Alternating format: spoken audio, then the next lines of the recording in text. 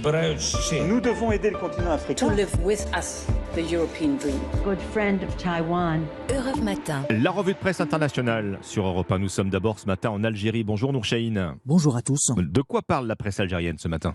De ce qui est devenu l'affaire Amira Bouraoui, cette militante politique qui a quitté l'Algérie en passant clandestinement par la Tunisie. Réfugiée en France, les autorités algériennes soupçonnent des services français d'être derrière son exfiltration. Ce mot est repris d'ailleurs par toute la presse. Aujourd'hui, les journaux font le bilan de cette affaire. Nouvelle brouille entre Alger et Paris, titre Le Jeune Indépendant, qui précise que le président Tebboune a rappelé l'ambassadeur d'Algérie en France. Pour le quotidien arabophone et Cholour, le dossier mémoriel et la visite du président Tebboune à Paris prévue en mai prochain sont au cœur du cyclone, pour dire que l'affaire Bouraoui a pris côté algérien en tout cas des proportions inattendues, voire inquiétantes. C'est d'ailleurs l'affaire qui a tout gâché, estime l'expression. Pour sa part, El Watan se montre plus mesuré en rappelant qu'entre l'Algérie et la France, les relations sont certes tumultueuses, mais qu'elles passent autant par des périodes de crise que par des périodes d'embellie. Nous sommes maintenant au Brésil avec vous, Jean-Claude Gérès. De quoi est-il question ce matin dans les journaux brésiliens ?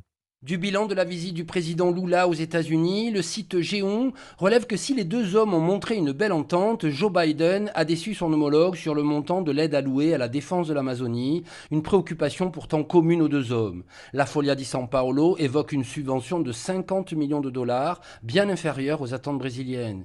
Pour CNN Brésil, Lula voulait surtout renouer les relations avec les États-Unis après les 4 années au pouvoir de Jair Bolsonaro, parti en Floride le 30 décembre. Lula n'a pas demandé son extradition, assure l'hebdomadaire Veja, mais il a estimé que le Brésil s'est marginalisé pendant 4 ans, avec à sa tête un homme qui méprise les relations internationales. La remarque a fait sourire Joe Biden, qui a assuré, sans nommer Donald Trump, que cette situation lui était familière. On s'arrête enfin en Belgique avec vous, Laura Vanlerberg. Les gros titres de la presse belge ce matin.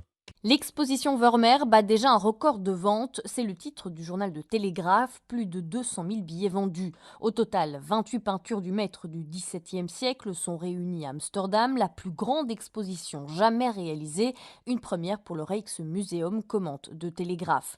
Tout est dans le détail, dit de son côté le journal de Volkskrant, l'éclat terne d'une perle ou encore les lèvres moites de la jeune fille à la perle, peut-on lire dans le quotidien. L'humanisme global capturé dans un petit cadre, Vermeer ne déçoit pas, résume-t-il. Seul inconvénient, note le journal Trouw, le peu d'informations sur le rôle de toutes ces femmes peintes. Les œuvres sont présentées de manière intemporelle, or le culte de Vermeer est moderne et tout sauf intemporel, rappelle le quotidien.